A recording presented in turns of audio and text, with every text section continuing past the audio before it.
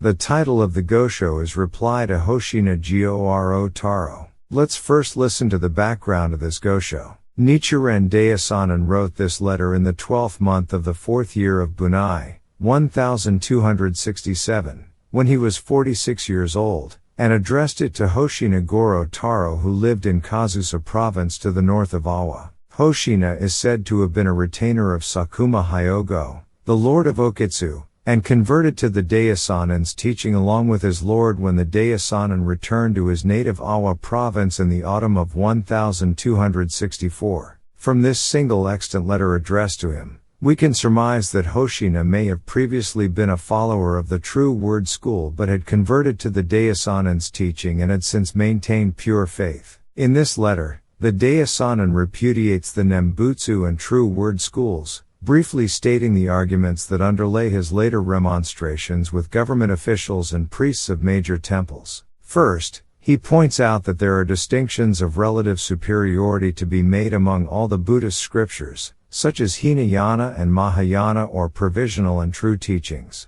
Of all the various sutras, the Lotus Sutra is supreme, yet the priests of the Nembutsu and True Word schools are confused as to the proper criteria of comparison and therefore slander the Lotus Sutra. The Daishonin criticizes their views on the basis of what is written in the sutras themselves, asserting that the scriptural texts, not personal opinion, form the only valid basis for judgment. In particular, he censures the practices of the priests of the True Word school that aim only at obtaining shallow, worldly benefits.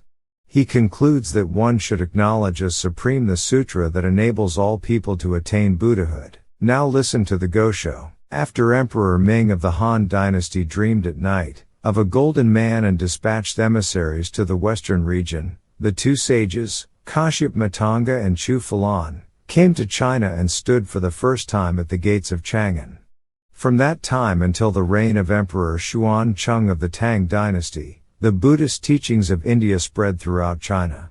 During the Liang dynasty, Buddhism was first introduced to Japan by King Seongmyeong of the Korean Kingdom of Peiche. This occurred during the reign of Kimei, the 30th emperor of our country. Thereafter, all the sutras and treatises were circulated widely, and various Buddhist schools arose throughout Japan. How fortunate it is, then, that even though we were born in the latter day of the law, we are able to hear the teachings preached at Eagle Peak, and even though we live in a remote corner of the world we are able to scoop up with our hands the water of the great river of Buddhism. A close examination, however, shows that there are distinctions to be made among the Buddhist teachings, such as the Hinayana and the Mahayana or the provisional and true teachings, or those of the sequence of preaching. If you are confused about these distinctions, you will fall into erroneous views, and even though you may practice Buddhism, your offense will outweigh that of committing the 10 evil acts or the 5 cardinal sins. For this reason, if you abhor the secular world and seek the Buddhist way, you should understand the standard of evaluation before anything else.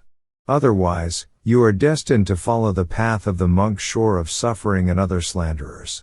As the Nirvana Sutra says, if one clings to distorted views, at the time of death one will surely fall into the Avicii hell. Question: how can we discern the error of distorted views? Although I am not wise enough, I am nevertheless anxious about my next life and have resolved to seek the Buddhist teachings to the best of my ability.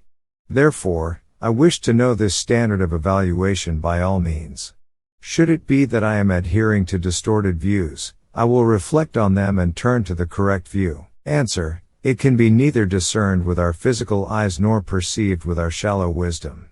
We should use the sutras as our eyes and give precedence to the wisdom of the Buddha. Surely, however, if this standard is made clear, people will become enraged and be filled with resentment. Let them do as they will. What matters most is that we honor the Buddha's words. As a rule, people in the world value what is distant and despise what is near, but this is the conduct of the ignorant. Even the distant should be repudiated if it is wrong, while what is near should not be discarded if it accords with the truth. Even though people may revere their predecessors' doctrines, if those doctrines are in error, how can we employ them today? I am told that the scholars of the 10 schools, 3 in southern China and 7 in northern China, were so outstanding in authority and virtue that they were revered throughout the land for more than 500 years. However, the great teacher Tian Tai, who lived during the reigns of emperors of the Chen and Sui dynasties, examined their doctrines and denounced them as erroneous. Hearing of this, the people hated him intensely, but the Chen and Sui emperors, two being worthy rulers, summoned Tian Tai to debate with the priests of the 10 schools and settle the matter. Truth and error were thereby made clear, and in consequence, the priests all revised the distorted views that their schools had upheld over a period of 500 years and became followers of the great teacher Tian Tai. And in our own country, the great teacher Kampan, Dengyo, of Mount Hiei debated with the learned scholars of Nara and Kyoto and distinguished between right and wrong in the Buddhist teachings. In every case, Tian Tai and Dengyo based their arguments on the sutras. However, the people of our time, whether clerics or lay believers, nobles or commoners, all revere persons and do not value the law. They make their own mind their teacher and do not rely on the sutras. Consequently, they take up the provisional teachings of the Nembutsu and discard the wonderful scripture of the great vehicle, or employ the erroneous doctrines of the true word school to slander the correct teaching of the one true vehicle. Are they not slanderers of the great vehicle? If what is written in the sutras is true, how can they escape the sufferings of hell? And those who follow their distorted teachings will also suffer the same fate. Question: You claim that the Nembutsu and the true word schools uphold provisional or erroneous doctrines, and that their practitioners are people of distorted views or slanderers of the law.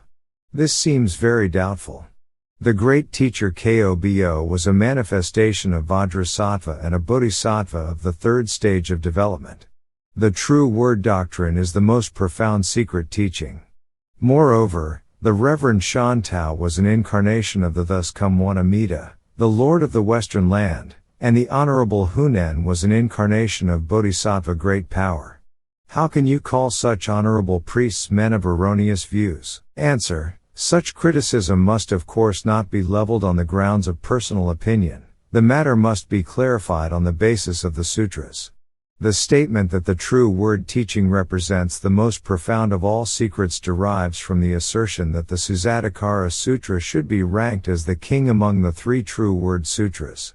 Nowhere in the sutras themselves do we read that the true word teaching is the highest of all the thus come one's teachings. In Buddhism, that teaching is judged supreme that enables all people, whether good or evil, to become Buddhas. Surely anyone can grasp so reasonable a standard. By means of this principle, we can compare the various sutras and ascertain which is superior.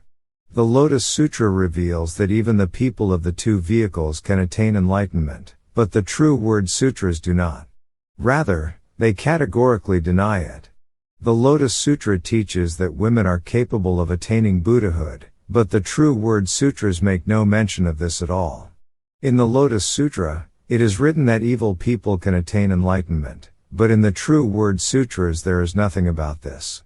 How can one say that the true word sutras are superior to the Lotus Sutra? Moreover, if we consider this in light of the omens occurring at the time of preaching, there were 6 portents that preceded the preaching of the Lotus Sutra. Among them, flowers rained down from the heavens, the earth trembled, and a ray of light emanated from the tuft of white hair between the Buddha's eyebrows, reaching as high as the summit of being heaven and illuminating as deep as the Avicii hell. Moreover, the tower of many treasures Buddha rose from the earth, and the Buddhas who are emanations of Shakyamuni Buddha assembled from the 10 directions. In addition, the bodhisattvas of the earth led by superior practices emerged from beneath the earth, each with a retinue equal in number to the sands of 60,000 Ganges rivers, 50,000, 40,000, 30,000, and so forth, down to the sands of 1 Ganges, 1/2, and so forth. When such awesome and wondrous events are considered, how can one still maintain that the true word sutras surpass the Lotus Sutra? I have no time to dwell on these matters. I have brought up only 1 drop of the ocean. I have here a copy of the 1-volume work called the Treatise on the Mind Aspiring for Enlightenment, which is attributed to Bodhisattva Nagarjuna. This work says, only in the true word teachings can one attain Buddhahood in one's present form, because these teachings expound the practice of samadhi meditation. No such exposition is to be found in the other types of teachings. As I thought this statement extremely doubtful, I examined it in light of the sutras. I discovered that, although the true word sutras contain the words attaining Buddhahood in one's present form, they gave no example of anyone who had actually done so. Even if they had, because the attainment of Buddhahood in one's present form is also taught in the Lotus Sutra, Nagarjuna should not have proclaimed that no such exposition is to be found in the other types of teachings. This is a gross error. In truth, however, this treatise is not the work of Nagarjuna. I will explain this in detail on another occasion. Yet even if it were the work of Bodhisattva Nagarjuna, an error is still an error. In his treatise on the great perfection of wisdom, Nagarjuna refers to a vital point in differentiating among the teachings expounded by Shakyamuni Buddha during his lifetime. The Wisdom Sutras are not secret teachings because they contain no mention of the attainment of Buddhahood by persons of the two vehicles. The Lotus Sutra is a secret teaching because it does. He also says, those sutras that expound the attainment of Buddhahood by those of the two vehicles are secret teachings, and those that do not are exoteric teachings. If one goes by the words of mind aspiring for enlightenment, then one must not only specifically contradict Nagarjuna's great perfection of wisdom, but more generally deny the one great reason why the Buddhas make their advent in the world. Nagarjuna, Vasubandhu, and others all appeared in this world in order to propagate the teachings of Shakyamuni Buddha. Nagarjuna was one of the Buddha's 24 successors. Could he really have put forth such an erroneous interpretation? The true word sutras are inferior even to the wisdom sutras. How can we compare them with the Lotus Sutra? Nevertheless, in his precious key to the secret treasury, Kobo claims that all of the Buddha's lifetime teachings are contained within the true word teachings. He not only relegates the Lotus Sutra to third place, but even dismisses it as a doctrine of childish theory. Yet, when I reverently open the Lotus Sutra, I find that the Buddha declares it to be foremost among all that is preached by the thus come ones, as well as the sutra supreme among the sutras I have preached, now preach, and will preach. 6 In the 10 similes of the Medicine King chapter, the Lotus Sutra is likened to the ocean, the sun, and Mount Sumeru. This being the case, could anything be deeper than the ocean, brighter than the sun, or higher than Mount Sumeru? You should realize the truth through such similes. On what basis can Kobo claim that the true word sutras are superior to the Lotus Sutra? We find no such passages whatsoever in the Mahavairakana or other sutras. Trusting only to his own view, he has forever violated the Buddha's intention. The great teacher Miao Lo states, I call upon those with eyes to examine this thoroughly. Is one not without eyes who regards the Lotus Sutra as inferior to the Flower Garland Sutra? The Nirvana Sutra reads, if there are persons who slander the correct teaching of the Buddha, their tongues should be cut off. Ah, how pitiful that those slandering tongues will utter no words in world after world, and that the eyes clouded by false views will fall out in lifetime after lifetime, seeing nothing. Moreover, the Lotus Sutra says, if a person fails to have faith but instead slanders this sutra, when his life comes to an end he will enter the Avicii hell. If this statement is valid, Kobo will surely fall into the great citadel of the hell of incessant suffering where he will undergo agony for immeasurable millions of kalpas. You should also recognize the fate of Shan Tao and Hunan through his example. Who among those endowed with wisdom will dip into the stream of such slanderous teachings and be consumed together with these men in the flames of the Avicii hell? Truly, the practitioners of Buddhism should fear this. These are all persons of profoundly distorted views. In this connection, we find, among the true and golden words of the thus come one, this devil King Papias will in time try to destroy the correct teaching of mine. He will be like a hunter who wraps his body in a priestly robe. He will change his form into that of a stream winner, a once-returner, a non-returner, an arhat, a pratyeka Buddha, or a Buddha, and will try to destroy the correct teaching of mine. Shan Tao and Hunan, displaying a variety of majestic powers, deceived ignorant priests and lay believers and schemed to destroy the thus come one's correct teaching. The followers of the True Word school in particular make it a point to emphasize worldly benefits exclusively. Using animals as objects of devotion, they conduct prayers not only to satisfy the amorous passions of man and woman, but also to fulfill desires for manners and the like. They claim such trifling results as wondrous benefits. However, if they are going to assert the supremacy of the True Word teachings on these grounds, they are no match for the non-Buddhists of India. The ascetic Agastya kept the waters of the Ganges River in his ear for 12 years. The ascetic Jinu swallowed up the 4 great oceans in a day, and the non-Buddhist teacher Uluka turned into a stone and remained that way for 800 years.